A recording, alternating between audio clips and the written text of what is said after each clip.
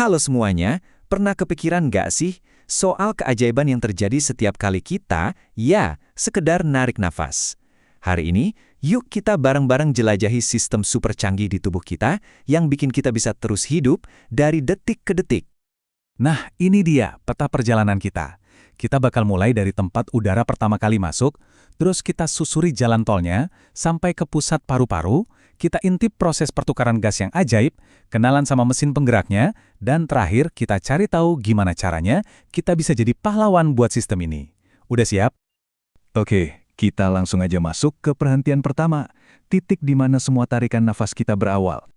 Coba deh, pernah nggak sih Anda benar-benar mikirin apa ya yang sebenarnya terjadi begitu udara masuk lewat hidung atau mulut? Nah, perjalanan yang luar biasa ini ternyata dimulai dari satu pintu masuk utama. Yup, pintu masuknya adalah hidung kita. Tapi hidung ini bukan sekedar jalan masuk loh. Dia ini semacam filter sekaligus pemanas yang pinter banget. Ada rambut-rambut super kecil di dalamnya yang nyaring debu, terus suhunya juga disesuaikan biar pas. Jadi udara yang masuk itu udah disiapin buat perjalanan yang lebih jauh ke dalam tubuh. Oke, setelah udaranya siap, sekarang kita ikutin perjalanannya lewat jalan tol super ini, langsung menuju tujuannya, jantung paru-paru. Jadi, udara ini bakal ngelewatin beberapa pos pemeriksaan. Pertama, faring. Ini kayak persimpangan antara jalur napas sama makanan. Terus lanjut ke laring. Nah, disinilah letak pita suara kita. Dari situ, udara meluncur ke trakea, yang punya sapu-sapu super kecil namanya silia buat ngebersihin sisa debu.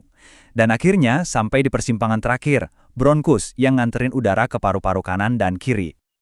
Nah, sekarang kita sampai di bagian paling krusial dari semua perjalanan ini. Tempat tujuan di mana pertukaran ajaib itu terjadi. Disinilah inti dari semuanya berlangsung. Setelah lewat cabang-cabang yang makin kecil, sampailah udara di sini di alveolus. Bentuknya kayak gerombolan anggur gitu. Dan tahu nggak, jumlahnya itu ada sekitar 300 juta di paru-paru kita. Kalau semua ini dibentangin, luasnya bisa nutupin satu lapangan tenis. Gila kan? Dan semua ini cuma buat satu tujuan, yaitu pertukaran besar ini.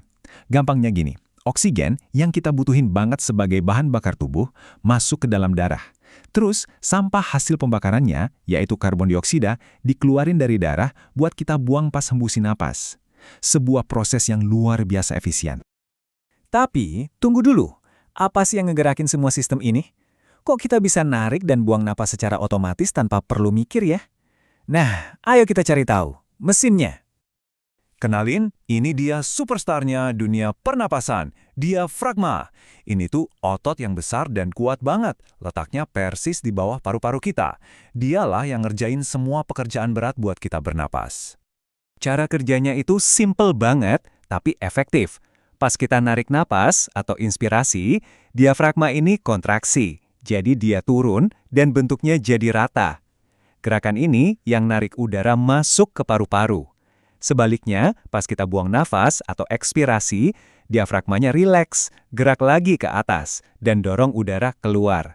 Jadi ingat aja, turun itu narik, naik itu dorong. Sederhana, tapi luar biasa kuat. Oke, sekarang Anda udah jadi ahli soal sistem pernapasan yang keren ini. Pertanyaannya, gimana caranya kita bisa bantu jaga sistem ini biar tetap prima?